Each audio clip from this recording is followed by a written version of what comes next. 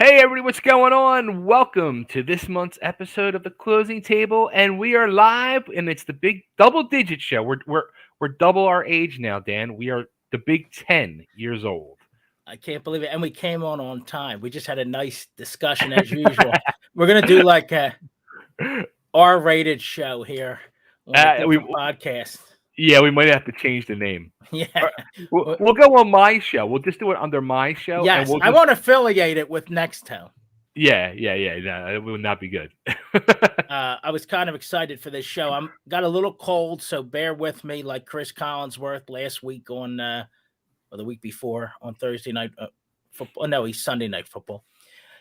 So we're back. I can't believe it's been 10 months.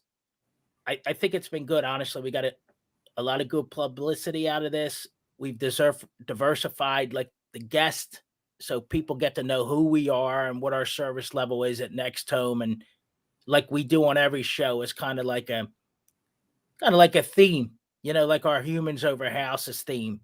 So we're back for episode 10. Chubby Dudley is going to be our guest tonight after we do some intro. Let's talk about that for a second. Wait. Let's talk about that for a second because I had no idea. I've been wanting to do it, and I didn't line a guest up properly for this month because it's been. That's how I got the spot. So that's how you got. I tell people the truth, but I've been wanting to get into this a little bit with you, for my own edification, and I thought it would be fun. I was an original Eastern Championship wrestling guy at the old ECW arena. I was there for the first one they ever ran there. So, and you don't even have gray hair. How'd that happen? Listen, I knew to get out of the way when Sabu did those moonsaults into the crowd. My rear end was moving quickly to get out of the way. It was a lot of fun. He should have had a sponsorship from Crazy Glue. Listen, that I love that guy. I mean, it's just he's good dude. My mom used to. It was probably it was early 90s, right? So I was probably 20 in that age, 18, and my mom used to say, "You be careful going down there." It got wild down there. We'll get into all that. I mean, it was almost scary with the toilet seats and everything else people were bringing into the arena after a while down there. It was a crazy scene. Unfortunately, or fortunately, I was one of those crazy people there every single month. Couldn't get enough of it. It was fantastic. See, that's a question I'm going to ask. I'm going to write that down before we get into that because that's a question that I want to know as a wrestler that was in the back about what was going on the other side, because I knew some of it, but I have a question I'm going to ask you. So we'll get into that. Yeah, and there were so many things that when, like Mike Keener, who's been on the show, and people loved him being a guest, and we'll have him back on. But, I took him to the first ever pay-per-view there. It just started to build into something, like, if you're a wrestling fan, I guess something special. It was magic. It really was. It really was. And it started with Todd Gordon, correct, the jeweler, and we'll talk about that in a minute. And then we used to listen to Joel Goodhart and Carmella on that. Like, kids today, they have all kinds of different things, but that wrestling radio thing was a huge deal for us. Like a wrestling show on the radio. He used to get like 20, 30,000 listens a week. And that was, way before internet was even This is what I'm saying. Somebody like my son doesn't get it. We were glued to that radio program. It was early on a Saturday morning, I think, if I'm not mistaken. Yeah, it was like 8 a.m. on the old Saturday. WIP, right? Mm-hmm. And they paid for it. It was like paid program. Yep. But I just think the caliber of the wrestlers and the camaraderie and how things just came together, and how it took off. I like the early years when it was Eastern, and then when guys came in. Let's review a little real estate here. That's the main reason you're here. Pay the bills. Absolutely. My team at Next Home Brandywine. I think it's sometime manna from heaven, but we're doing good, and I think it starts with service level, and like me and you were talking candidly, we're honest with people. We tell the truth. We really are an advocate for the client. And I notice in some instances that people just, I use the term don't care, but they don't put as much effort in as they should. There's 39,000 agents in the region. I just read an article that in our region, most agents do less than 4 deals a year. Hard to make a living on 4 deals a year. So, in order to procure a business and be sustainable, it comes down, it's a service business. It comes down to service level, quality of service, understand what you're doing, be learned in your trade, like any other business. I pulled this stat. I have it up here on my phone. Was watching the news last night. So this is in regards to a payment on a $500,000 mortgage. Last year, September of 21, the interest rate was 2.86%. Right now, the interest rate is 6.02%. And the difference in your monthly payment, and I put it on Facebook, was over $700. Most people can't afford another 7 bills. Even if you're in that price point where you have some money, you were able to afford a $500,000 house. Now we have food increase, gas increase, clothing increase. Everything's on the rise. And now you have another $700 because the interest rates literally doubled what they were September of last year. I bet you too. And speaking from my own experience, when I first bought my house and my first house when I was young, my credit was bad and I got hammered with 12% interest rate. And then in a few years, when I was able to refinance to get that lower rate, and I think I got it down to like 7. And I saw how much money I was saving. My eyes got open big time. Yeah. I don't think people really truly realize that until they see it. Like when you put that out yesterday, 100%. I was like, wow. Well, 100% agree, because you'll have a first-time buyer or somebody will call you up and they say, we'll do an introduction. And they'll say, Dan, I could afford $250. Okay. First thing I say to him, did you take a look what $250 looks like on paper? Right. With X amount of taxes.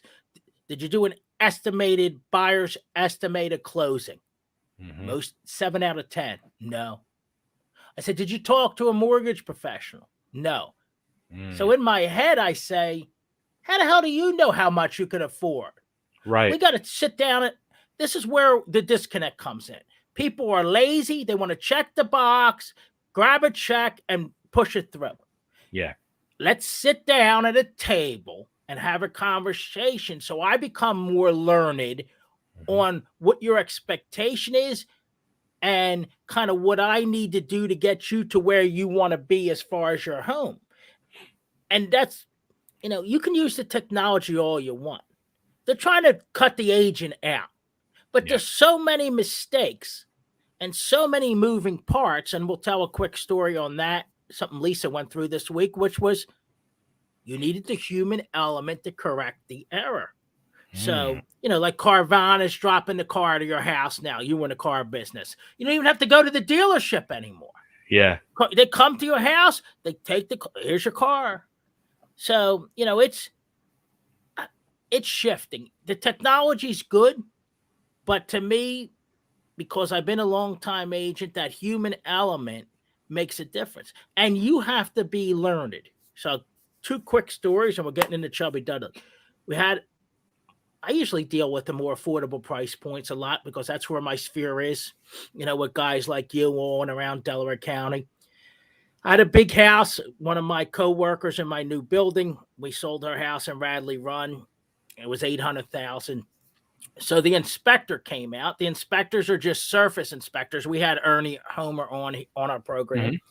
And, the guy sees the hot water heater venting and the house was built in the 60s. So the newer heaters don't vent into the chimneys. They power vent right outside. So you really don't need the chimney to vent the heater. Right. So in this case, they replaced the heater and it was vented directly to the outside. But the hot water heater, which is only about 5 years old, was still venting through the chimney, along with a gas fireplace in the house. So when the inspector came in, they wrote up a reply to inspection. And I tell this story because this is what we do differently. and not to be a cocky guy, but that's why you hired Dan Pizzi, because I'm going to save your money. I'm going to look out for your best interest from start to finish. And I'm not going to blow smoke in your rear end. We're going to give it to you straight. We're going to understand what we're telling you. And if we don't, we're going to ask questions.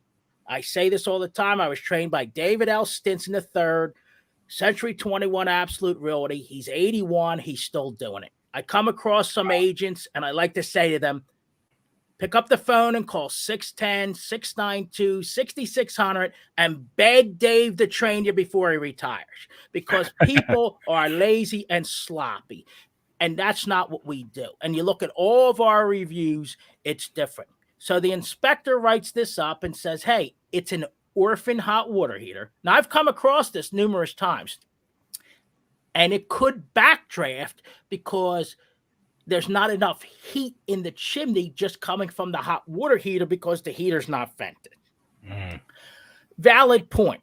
It needs to be looked at by an HVAC professional to give us an opinion of if it's venting properly. They write it up on the reply to inspection. This is how you have to watch what you say and how you word it. So they say, hey, we need it vented properly to the outside.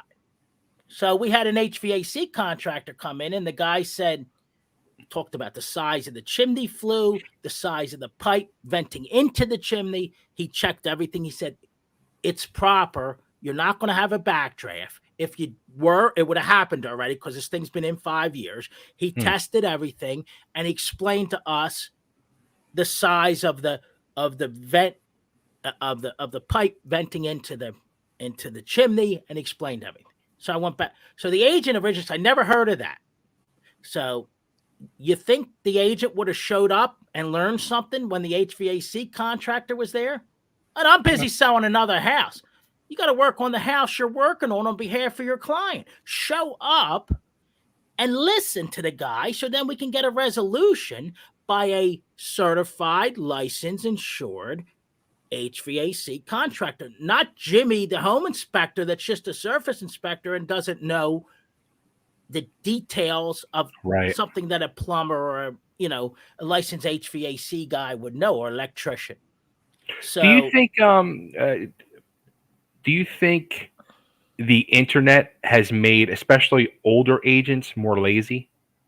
Yeah. Dude, I do so many crazy things for people because I just respect so much the fact that they used me over 39,000 other people. That's always in the forefront of my mind, that I have to do right by you because you chose me to handle your transaction. And I take it serious because that's how you put food on the table. But the agents, they don't even, some of the older ones, it's getting challenging, right? There's so many moving parts, there's so many different things. So, the agent said, well, we want that vented to the outside. And I said, listen, the guy said it can't, first of all, because it wasn't a power vent hot water heater. We can't vent it to the outside. Well, they wanted us to put a new one in, $2,000. Listen, if it was a safety hazard and it had to be done, I'd be the first guy saying to my client, you have to put a new hot water in because this could be a safety hazard and someone could die of carbon monoxide poisoning. Right. So the agent's like, well, I never heard of that. And I don't know. I said, well, if you showed up and you listened to the guy, maybe you would learn for the next one like I do, like Dave taught me. He would tell us parables.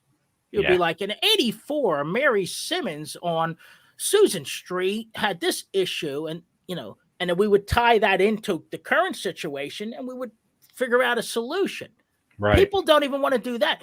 We make good money, Bay, on these deals. You have to respect the people that's hiring you. Someone's selling an $800,000 house. They're paying minimum over $35,000 in commissions. Wow. So we're just going to slop it up and disrespect the people when they hired you to do a job? And it's emotional.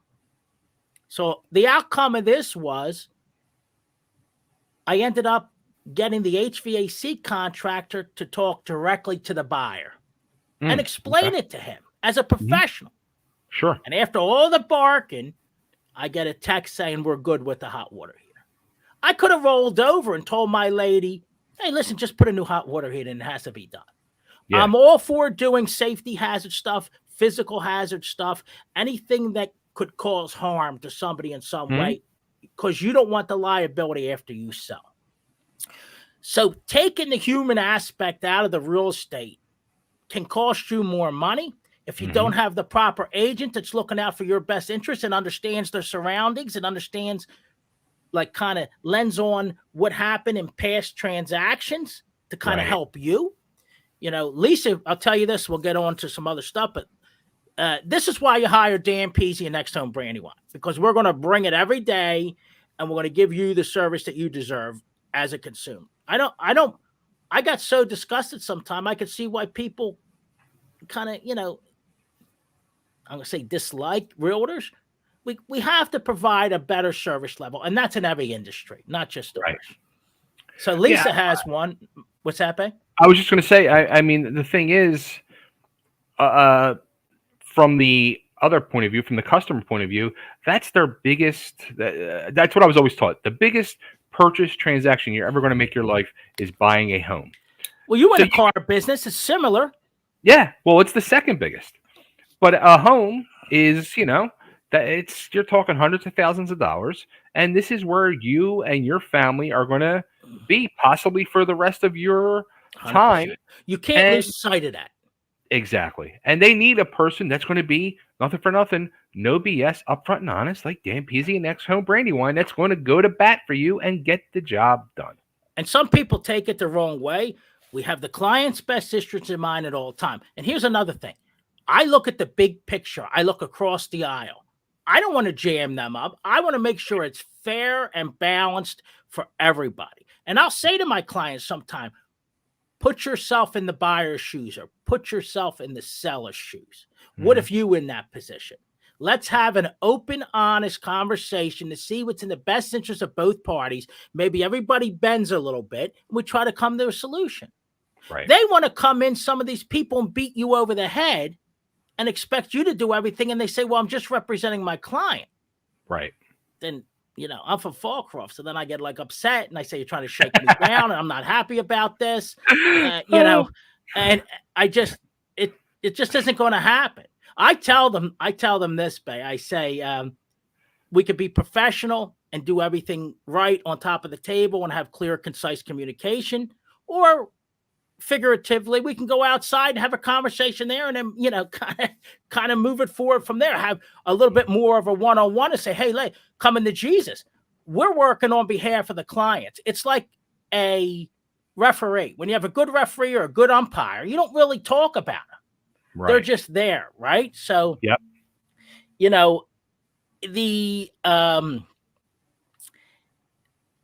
The job of a realtor is vast. There's so many moving parts, and you just got to make sure you have someone that is passionate like myself, understands that it's the biggest purchase of somebody's life. We're doing good because of that. We run a very tight ship. We're a very small office. We're not Weichert. We're not Long and Foster. We're a small franchise, so we have to earn, our business and what we get. I'll bring this up real quick. So Lisa had a place in Wyomissing up in Reading. These are the little things that the computer, or if it's a faceless transaction, are not going to catch. So the house was listed on the MLS with a homeowners association. Okay. Used to be a condo. So on the deed, it said it was a condo, but on the listing, it said it's HOA. There's a lot of different paperwork, including a different way they appraise condo versus HOA.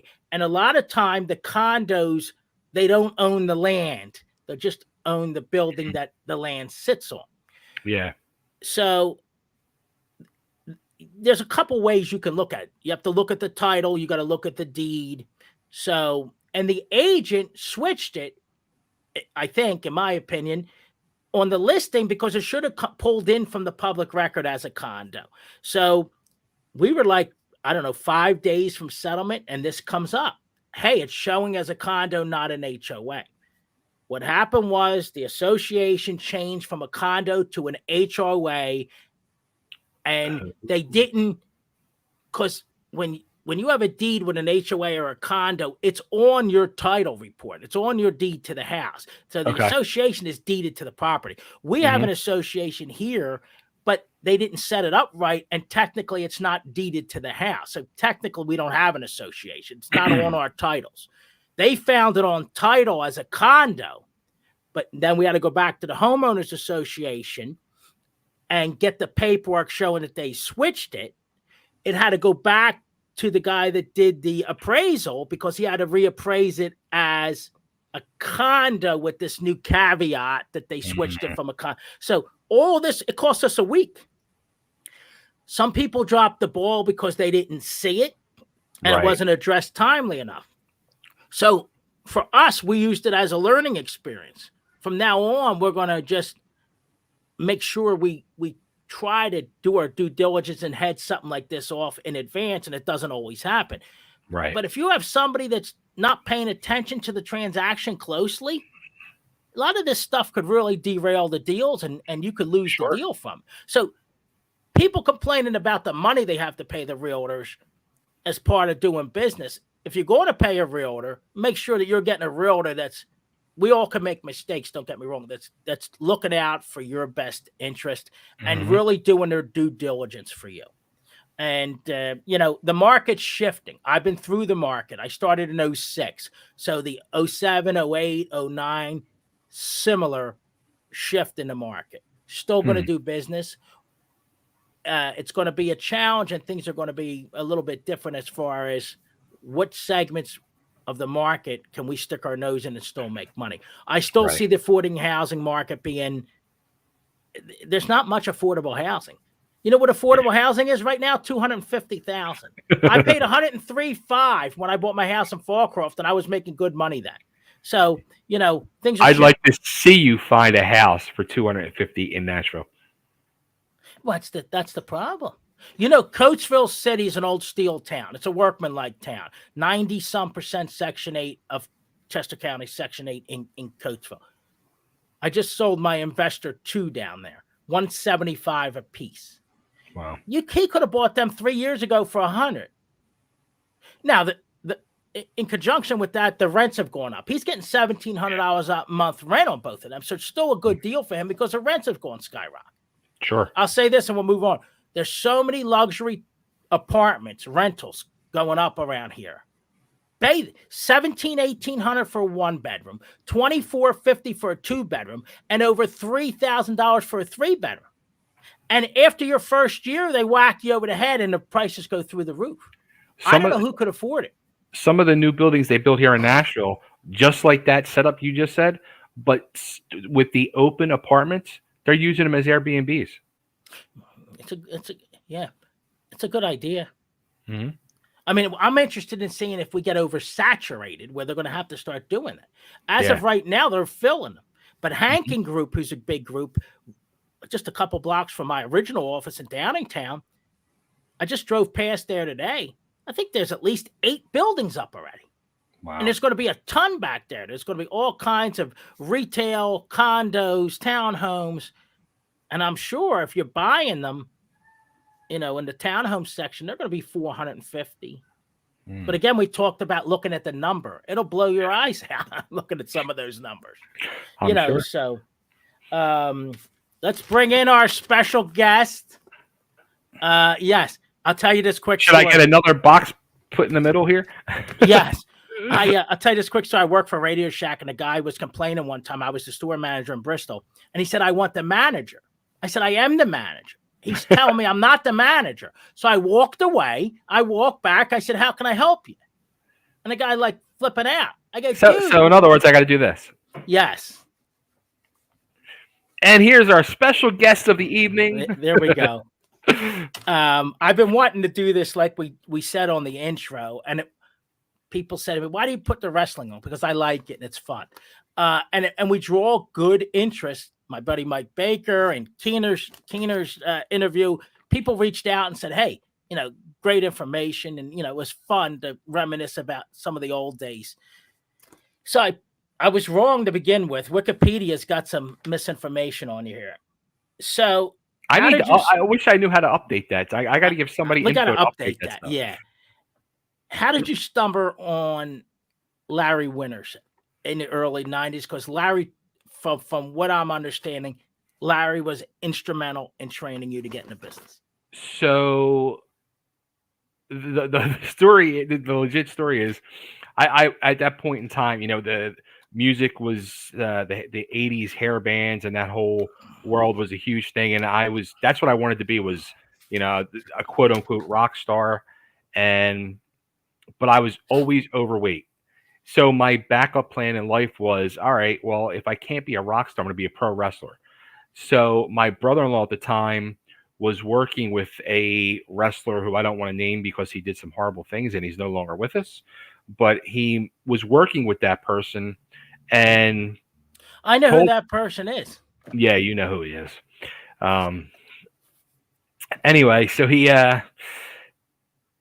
was hooked in with TWA and Joel Goodhart, and said, "Hey, tell your brother-in-law to come up to the school and do a tryout." And me and our good friend Santa Claus went up with a couple other friends, and we went up and we tried out, and we got accepted. And I started training at the TWA school. Actually, wow, it's what's today's date? 22nd.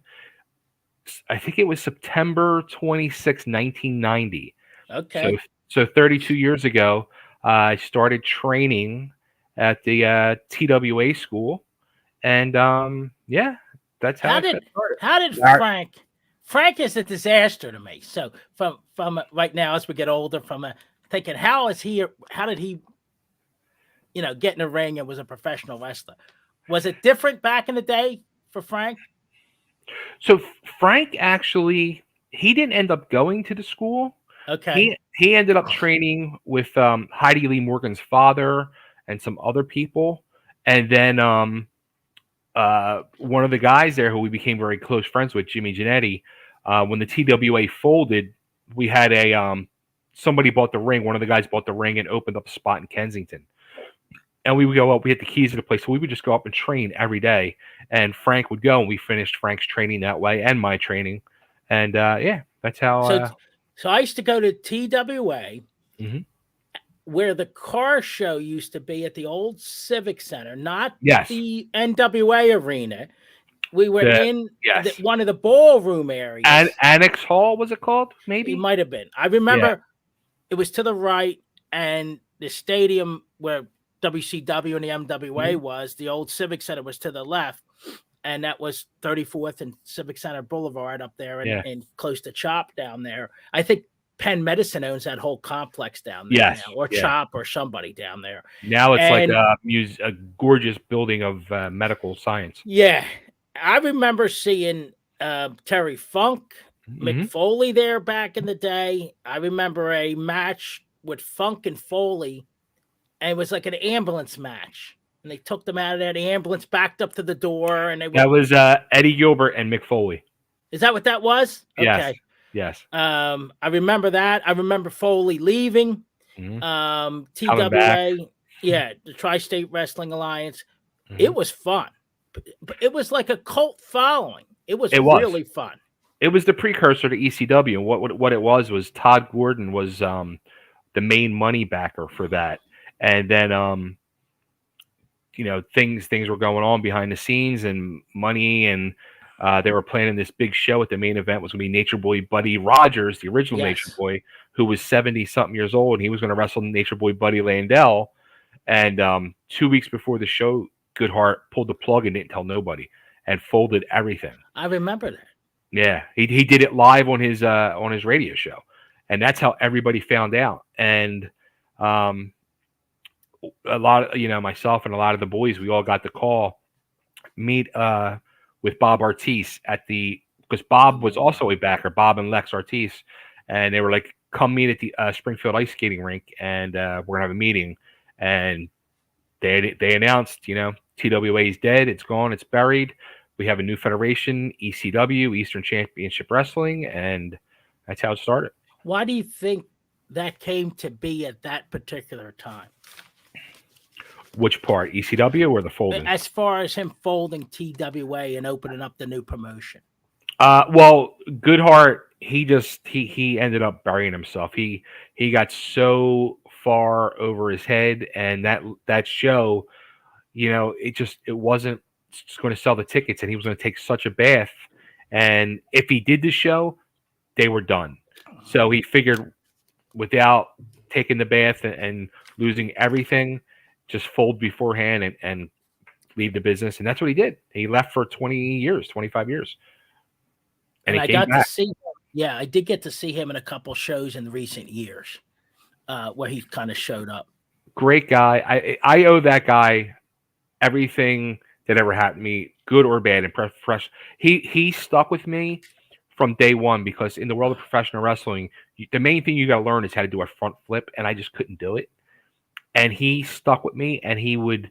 I mean, he had everybody beat on me and try to help me to do it, but he would never give up on me. And I called him up after a year and a half. I said, look, I can't do this. This is not meant for me.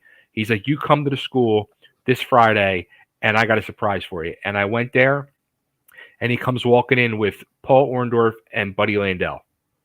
And they both got in the ring with me and worked out with me and helped me. Orndorff, he got in the ring, locked up, hip tossed me. And I took the bump and I looked up at him. He goes, boy, you're too fat. That's your problem. And he walked out of the ring. And I'm looking up at Mr. Wonderful like, okay, like, what do I do now? Like, and Landell got in the ring. He's like, don't listen to him. Come on. And yeah. This is why you listen to the Closing Table podcast. We're talking about two legends in wrestling, and Orndorff and Landell. Mm-hmm. Did you, when you were TWA, you got into some matches with them? So I was scheduled to debut, I think it was like Valentine's Day, 1992. And Joel ended up closing TWA 3 weeks before. So I never debuted for TWA. I ended up, so then I had a tryout in a tryout match for Todd Gordon. Todd also ran, what's the cerebral palsy or cystic fibrosis? Yeah, it was cerebral palsy, I think. Yeah. He ran that, he was a president of that foundation in Philadelphia. And he used to do every summer, he would put on a show on for the kids at their summer camp. And that's where I had my tryout match. It was me and my old partner at the time. We were doing our biker gimmick, the Hell Riders. And our first match was against, who was also doing a tryout match, Steve Richards and another guy, the Delaware Dynamo, I think. So did you go under the name of Easy Rider? Yes. And you were with the Hell Riders? Yes. With HD Rider, that was your original partner. Yep. Now I'm reading here that on the inaugural episode of ECW Hardcore TV in 1993 on Sports Channel Philadelphia, the Hell Riders lost to the Super Destroyers for the ECW Tag Team Champions. And it says that you were with ECW until late 93. Yes. So yep. That information is not all wrong. So the very first match in ECW history was us, which you can actually see it on the WWE let's WWE back up Network. Here. I didn't know this. So you were in the first ever Eastern Championship wrestling match. Yes, TV match. Look how you learn stuff every day, and you can learn on the. It's so bad. Podcast. Like I just watched it recently, as a matter of fact, because I was looking for clips for something for one of our Coco Bay videos, and I watched it and I was like, oh, it's so bad. Well, I see now why I didn't make it to the big time. It is dated. Even when I watched the old WCW stuff, it's dated. Even when the way you used to put the cages up, everything. I remember them leather strapping each 8 pieces of cage. To hold it together, Yeah, and tying them on there. I mean, old school stuff.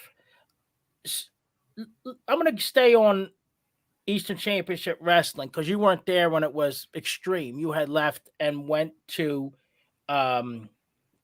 it's still in existence. I think it's the longest running independent wrestling,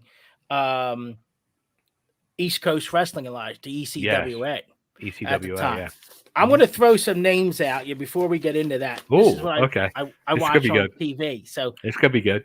I actually, if he's listening, I'm getting old, so I can't remember everything. So you want to know my opinion on these people? Yeah, listen, just like on sports radio, first thing that comes to mind when I say the name of the person. Okay, right? This is going to be good. So I did have to reach out to Keener because I tell the truth in full disclosure because I forgot somebody's name because I'm getting old. And right away, he gave it to me. let's start with him. Okay. I love this dude. I can't get enough even to this day. Joel Gertner. Why did Vince McMahon and the WWE never sign Gertner is beyond me. One of the most talented and probably the funniest mind in professional wrestling. Even to this day, my wife's like, "Why do you laugh so hard?" I get a kick out of that dude. I can sit and watch his promos off ECW and be hysterical watching them. This is the difference. Well. And the people will go freaking nuts. Yeah, I love Joel. People will go absolutely nuts. So the straw hat guy, let's clarify this. Bailey, John I'm Bailey. Still confused. Okay. So he was, so they said the original guy was Lou, what is it? Nagelli, Italian guy? And he was signed guy Dudley? Oh, Lou D'Angeli. Okay. So Lou D'Angeli, what happened was, no, straw hat guy, John Bailey, is a total another guy. So let's start with him. Okay. When I went to every show, he was in the front row with the straw hat on. Him and his brother, yes. Yes, every show. NWA. Every show. In fact, when WCW ran the last show in the mid-90s at the Civic Center, there was maybe 3,000 diehards that went to the last show. It was like a reunion, and Hat Guy, myself, and a lot of other people that went to just about every show down there were there. But talk about Lou for a minute and how he became signed guy Dudley. So there was a guy who would sit in the front row and he would hold signs up, during the thing. Well, then I think they started somehow he started getting like inside tips and would hold sign up. So I don't know if some of them were playing it, which probably were. And he would be holding the sign up. Well, then they came up with the idea for Lou to be out in the crowd too, holding signs up, like ripping on him.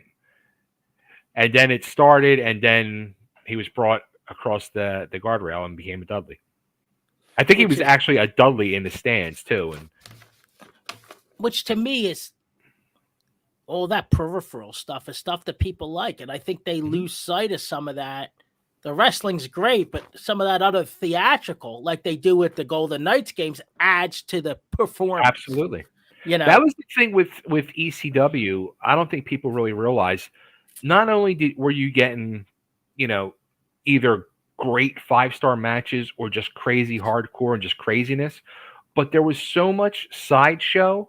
Yes. And I think that also too brought the true importance of promos in the wrestling business, and something that really was never truly used before was comedy and music. Became three of the most. And Danny loves the music. The music's a huge part of it, especially for the new age kids. I do remember Joey Styles sitting up on that platform with that stupid big mic screaming. That was a whole event. Oh my God. That was a whole event itself. Outrageous. Yeah. I remember a match down there where they put 2 cages. Do you remember that? Suspended in the air. Oh, yeah. That was wild. And then I think they had some explosives would go off and the cage would fall and Joey would scream, "Oh my God." It was just a lot of fun. It was just a lot of fun down there. I got a few more names that I pulled up. I should have wore that t-shirt. In fact, my wife's cousin went to school with him. The Sandman. So Sandman, I knew from like day one in wrestling school. And it's funny. He that was him. Like, I was going to just ask you that. He started doing a surfer gimmick as the Sandman, but I think he's sober now, but he was a drunk. Yeah. He was a legit drunk. But was he legit tough guy? Because he looked like that sucker could take a beating.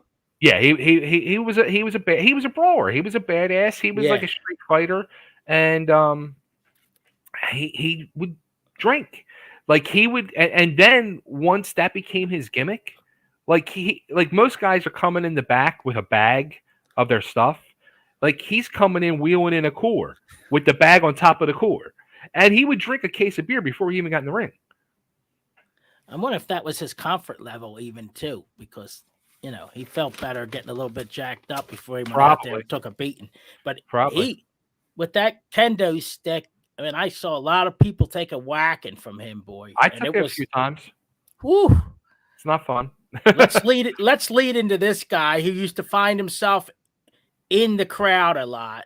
We talked about him. We teased it earlier.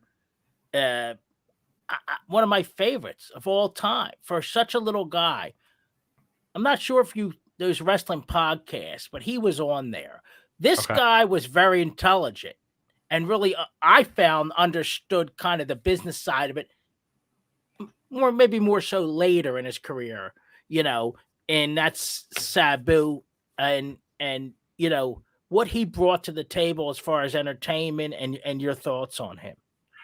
The crazy part is Sabu, before the whole ECW explosion, he was the original Sheik's godson or grandson. And when Goodhart brought in the original Sheik versus Abdullah the Butcher at the Civic Center, part of the deal was, the Sheik said, I want to bring my, godson, grandson, whatever he was, in as well. And Joel put him in. They had some crazy battle royal that he would do for the local guys. And I remember being in the crowd watching and seeing this guy come flying in over top of the cage. And I was like, who is this guy? Like, what is this? Fast forward 3.5 years later, here he is. And he had this amazing gimmick. And he was picture perfect for what the poster boy of what ECW was. And great guy, funny guy, very serious guy when it came down to that's what I heard.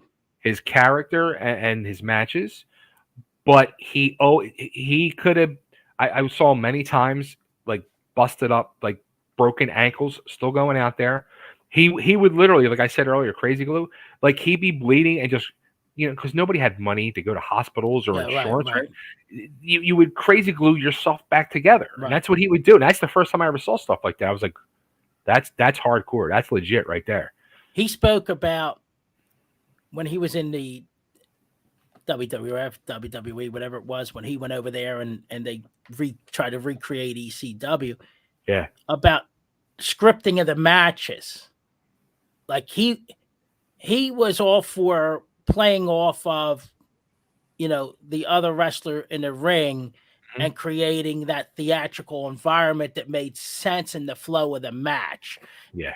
And he talked about, I forget, might have been the one, I forget what match he was in, one of the more profile matches he was in when he was with Vince. But he said the whole darn thing was scripted. Mm-hmm. And that wasn't him. And he said he couldn't even remember it. Yeah. He said he was too dumb to remember 90 different moves that he had a script. When I left ECW the first time in my career, and I went to ECWA, which was based out of Delaware with Jim Kettner. They're still going. Still going, yeah. But it's new owners. It's Joe Zanoli, and I don't know if like Bruno's still involved. Joe's a good guy. I know Joe. Yeah, I love Joe. And I've known Joe again since day one in the wrestling business. But so you're taught how to work a match and work the crowd and feel everything out and go by that. When I got to ECWA, it was like a precursor to WWE. He handed me a script. I said, "What's this?" He goes, "This is how I do all of my matches." He had every single one of his matches were scripted out, and he trained every one of his guys and gave them the gimmick, and he scripted every show, everything to the T. What's your thought on that? Did you like that or no? I liked it because his guys didn't know how to call a match and they didn't know how to think. Right. To do that stuff. But Sabu was a guy that did know how to think. And it's hard to go. That's how I felt. Like I knew how to do stuff, and even though it was still very early in my career, I had an inkling. But then you're going to being scripted, and if you're in there with a guy who's not as taught as you are, he went through a different training, and then you miss one move, it screws everything up. And they don't know how to get back to that part in the script, and you got to figure it out for them and guide them back now. Do you see that now on the programming when they miss a finish and then they got to go down and recreate it per se because somebody messed it up? I see a little bit of that in today's programming. You know what? I don't even watch anymore. I don't watch that much. It's the craziest thing as diehard wrestling fans. I don't watch that much anymore. I can't stomach it. Sometimes the only time I watch is like there's a podcast in Australia. Like once a year now, they have me be like their guest for WrestleMania recap, that's and nice, then I watch it, and then we go match by match and do a whole rundown, and I give my thoughts. And there could be there's 2 nights now. It's like 20 matches. Out of 20 matches, there's like 2 or 3 that might actually impress me because you can just tell it's just it's not the psychology of the true wrestler. It's you got these Hollywood scriptwriters writing matches and storylines, and it's not the same. The athleticism's much better today, but I don't absolutely think for an older guy, the quality of the program, the full entertainment value isn't there. All right, so this is what we're going to do. We got 2 more, and then we're going to go into how you became Chubby Dudley. Okay.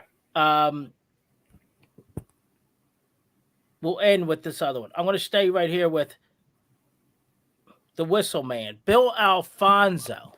Fonzie. Fonzie is a true character, fun guy, great guy. He's a mess. He's he crazy. Was crazy. He's crazy. The thing was because in ECW we partied. There was a lot of partying going on, and he would always come to me because he'd like to party, and he'd be like, "All right, Chubby, all right, go find the parties, and come get me." And that's what I used to do. I would go find the parties. Like I would get invited to everybody's rooms and their parties, and I'd go find him and bring him back, and then the real party would start. I'm like, that's awesome. All right, our last one. I thought this guy was awesome, and I'm not sure if he's as appreciated as he should have been. Raven.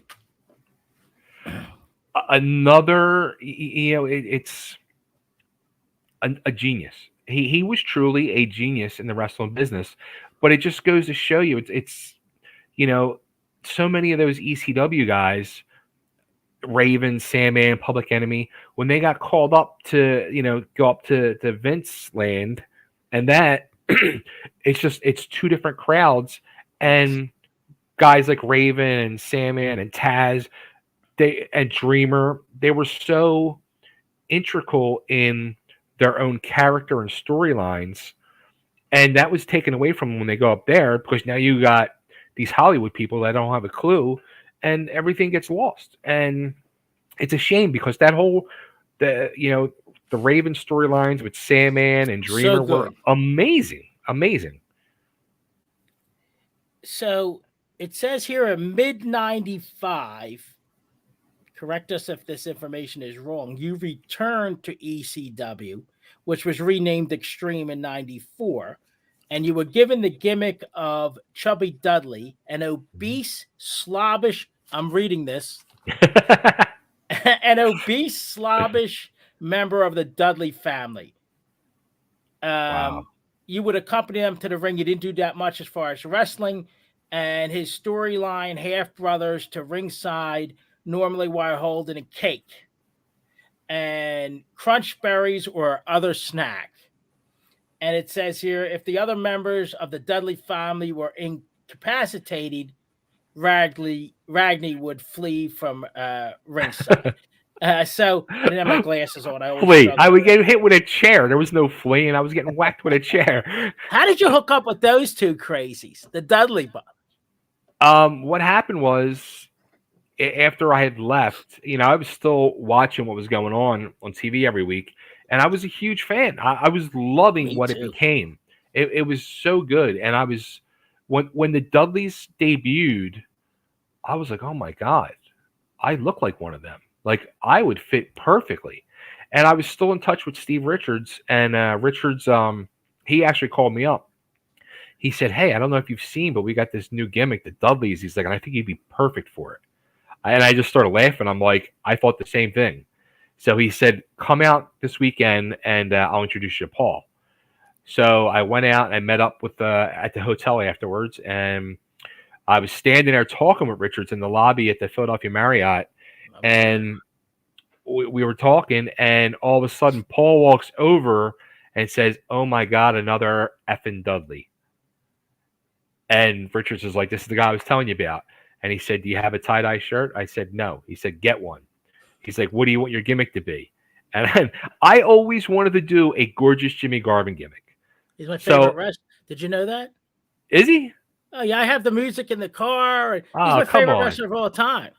Love gorgeous Jimmy. Dude, I used to go nuts. It's not my fault. It's not my. I used to love that. He was American Airlines pilot up until recently.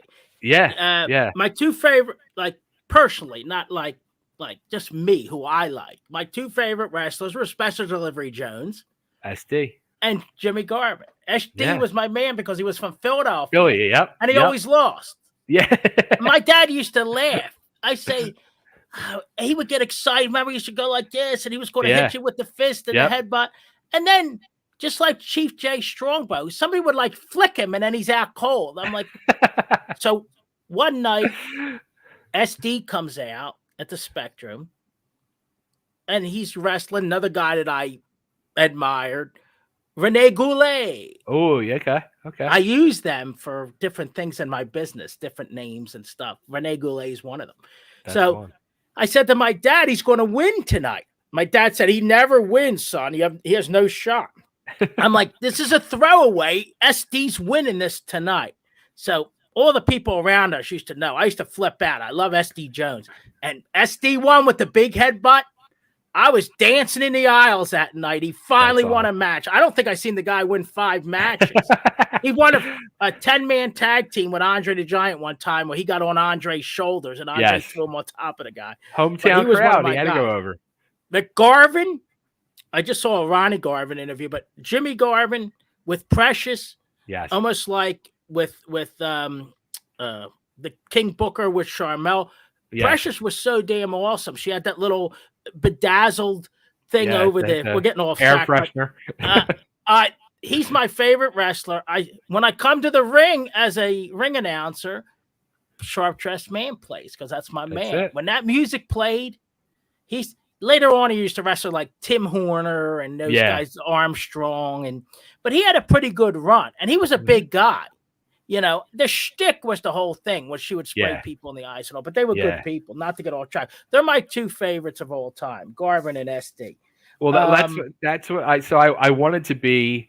So I said to him, I want to be Studley Dudley. And he looked at me, he's like, no, not happening. I was like, okay. He's like, Chubby Dudley. Bring food, get a tie-dye, see you next week. And that's how it started. What was the pay down there? What were they giving people at the time? $30? $20? I didn't even get that. I know. You did it more for the love of it, but I knew the money couldn't have been much. I was getting so much press off of it and exposure. To this day. And on top of that, many fruits of the business. Right. Did you got into a handful of matches? Did you get to wrestle much under the or you would kind of like that? So yeah, I was very upset after a while because I was never given a chance to wrestle. There was a couple matches like they needed people in opening matches. At least a handful of matches. Yeah, they would have me do like some opening matches here and there, some tag matches with other people to fill in, but they would never let me, be part of a Dudley actual match. Just, go in, interfere, get chair shot, whatever. Right. So after like a year and a half of that, I was like, I saw what one little spike came in. I saw the writing on the wall, and I was done with it. I was like, who is the guy with the big glasses, the little tiny Dudley? Little Spike. That's it, yeah. And they let him wrestle. He wrestled a lot. First night. Yeah. Yeah. So you were with him about another year and a half on the second tour, basically, when it was Extreme. Yeah. Mm-hmm. And then was Keener still the referee down there at the time? No, he wasn't even. He wasn't even in yet. He came in. I think he came in maybe a year or two later. He came in when either right before they started touring the country or during that point. I think right before it. They expanded. Because he Baltimore. I was was down in Baltimore for the pay-per-view, and he was out on the road with them. He would travel the road with them. yeah, they did a lot of traveling. Mm-hmm. And at some point we'll pick back up on you and Frank starting LAW and that going where that went. Give me a synopsis of your thought of your experience, in the wrestling business, getting the opportunity to be Chubby Dudley. Would you do it all over again? Yeah, because it was a lot of fun. But I'll tell you the number one lesson it truly taught me in life really was respect. I really learned, because when I came in as a 20-year-old kid, cocky, and I was in wrestling school at this point, and they put the belt on. Goodhart put the belt on the Blackhearts for the tag team champion, and for some reason I just didn't like that tag team, and I said something, and one of my trainers, Johnny Hotbody, he came over and smacked me. He's like, "Who are you to say they don't deserve it?" He's like, "What have you done in this business?" And at that point I was like, and Johnny was 5'5", so I'm like sitting on the ring apron, looking straight at him eye to eye, and I'm just like, nothing. He's like, don't ever disrespect another person that's going in there and working matches in front of crowds and collecting a payday. They're a professional wrestler. You are nothing. And it's harsh, but you learn from it, right? From that moment on, I learned respect. Not only for wrestlers, but for any human being breathing. What do I say all the time? Everybody gets a baseline of respect until they don't earn it. Exactly. You can't disrespect people of any background, wherever they come. Everybody gets a baseline of respect. They might not be the same as you, but you got to appreciate everybody for who they are. And then you learn. Like I'm trying to teach my son, you learn as you get older, and you appreciate things more and you respect things more. But I always loved TWA, ECW. In later years, we started going to ECWA. So a lot of fun for us back in the day. And we could go on for hours. I wanted to get into a little bit with you because people see Chubby Dudley and they go, who's that? Some of the younger crowd or some of the people that don't follow wrestling. But, and Bay has gone on to do some other great things in the music business, the podcast business. You saw what I put on there. The guy lauded you as a major influencer, which was very nice. Whoever wrote that piece. Where's that at? Did you see? That's the one online where they said you were from Aston. I corrected it because you correctly said Upper Darby. Yeah, that was that blip I put on about you being an influencer and stuff like that. Yeah, you can go back and look on it. Everybody else can too on Facebook. It was really nice. Some nice words that they had for you. I found I'll say this. We'll wrap up. We saw this when Keener was on when they did the first pay-per-view. I guess it was. I guess was it Extreme or was it Eastern Championship? It was Extreme. When they did the first pay-per. I guess it was Extreme. Yeah. And then the Transformer blew up. Yes. At the very end, as soon as they went off the air, I can visualize where me and Keener were sitting in the crowd that night. I mean, it was just so much fun down there. Yeah. We didn't have a chance to get into everything that people carry to the ring and stuff like that. The era goes quick, but anybody enjoys wrestling, I hope you enjoyed the hour. Bay giving us some insight on his career and the opportunities. Some good questions, Dan. I'm impressed. You had some good questions. Are they good? I always wanted to be a radio guy. Who I'll say this, we'll wrap up. So they changed the 97.5 team. Missinelli's out. They brought in new people. Right. And the one guy, trying to think of his name. He's a young fella, but his voice isn't really perfect for the radio.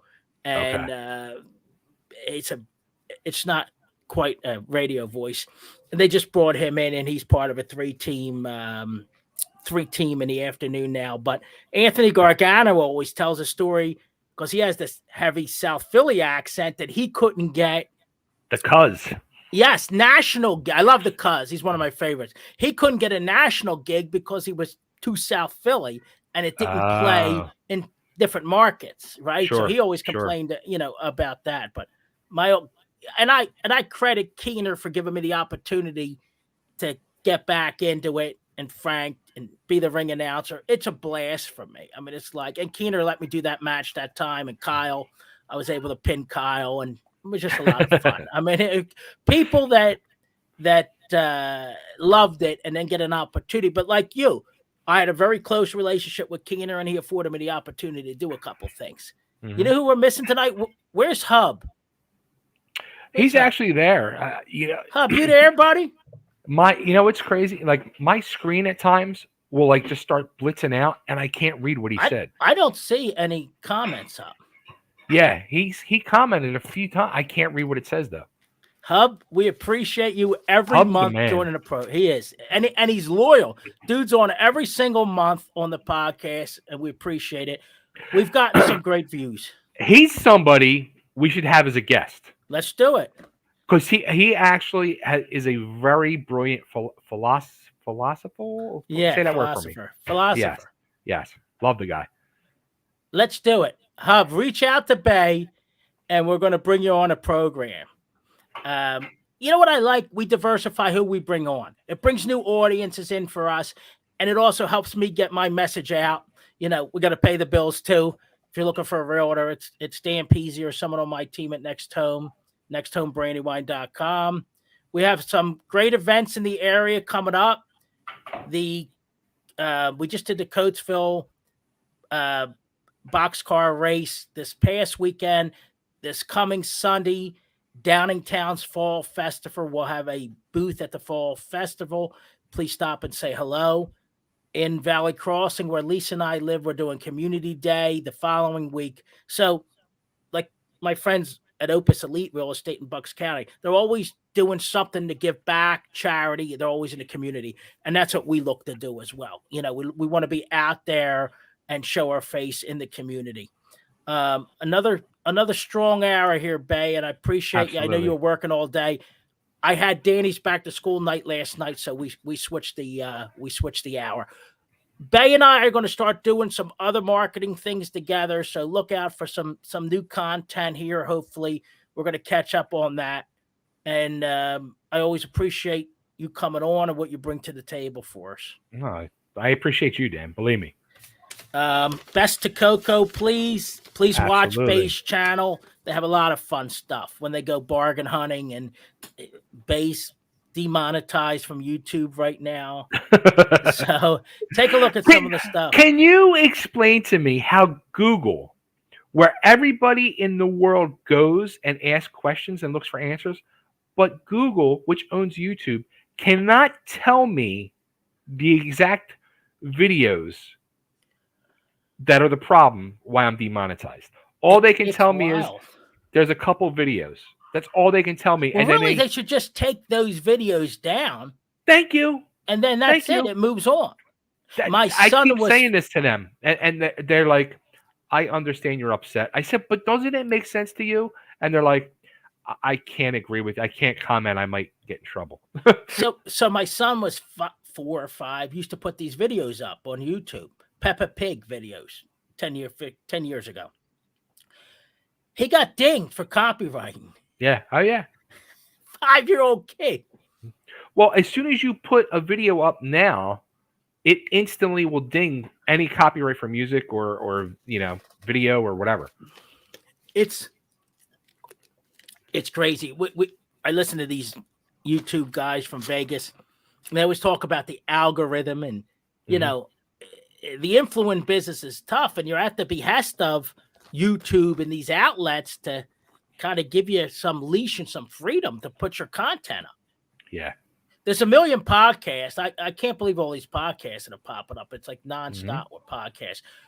On that note, we appreciate everybody listening. We've done well with it, and I think it's a better audience for us. Like I was telling you, I was looking at maybe doing some magazine advertising, and it was just kind of like through the roof with prices. I think we put a better message out here. We have a different, audience, and hopefully the people are enjoying it. If you want different content,